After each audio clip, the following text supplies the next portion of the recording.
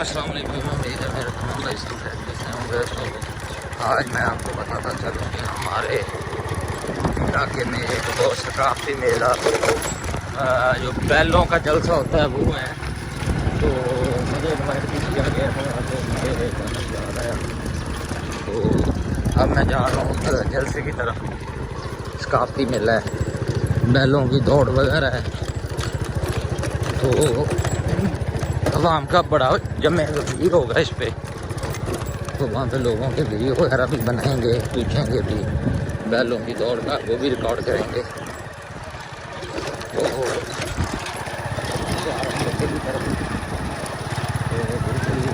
ہمارے ساتھ لگا کے چک نمبر 124 دولوں والا میں آئے، چلتے ہیں، دیکھتے ہیں کہ کیا رنگ پروگرام ہے۔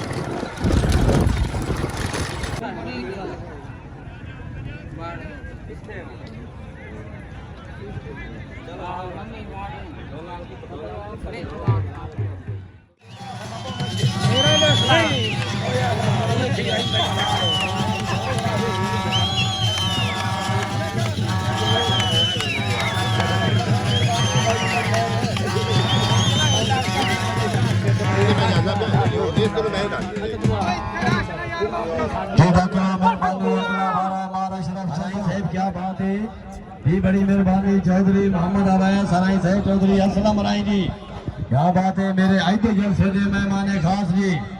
انشاءاللہ تھوڑی دیر کے بعد میرے گراؤنڈ دے زینت یہ اور سنا دیتا سے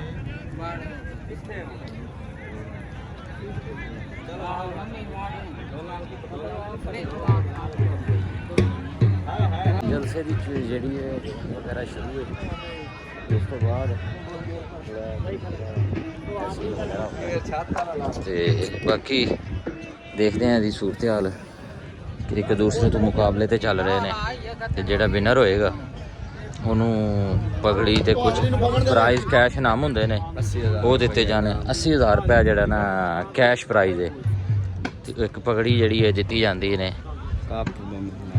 ورلڈ کپ ہے، یہ دانداں دی جڑی تیاری جڑی ہے، اب چونڈیاں نال پتہ نہیں کی پا رہے نے۔ اے سین ہے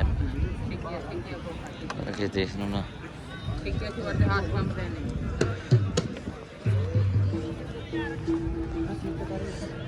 دانداں دی کھوپے وغیرہ لگ رہے نے انہاں دے، اس بعد انہاں نوں چھڈیا جائے گا۔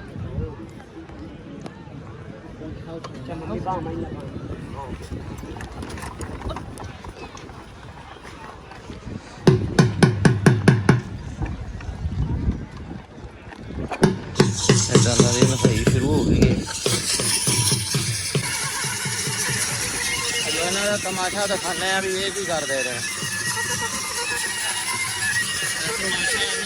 بھی یہ کس طریقے سے لاتے ہیں۔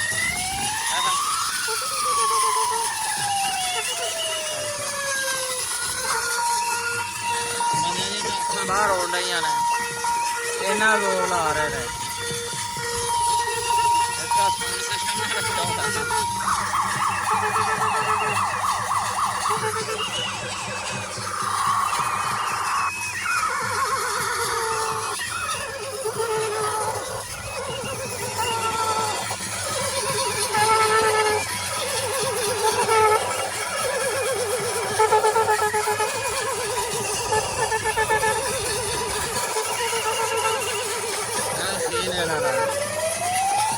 ٹکا کے زور لا رہے ہیں۔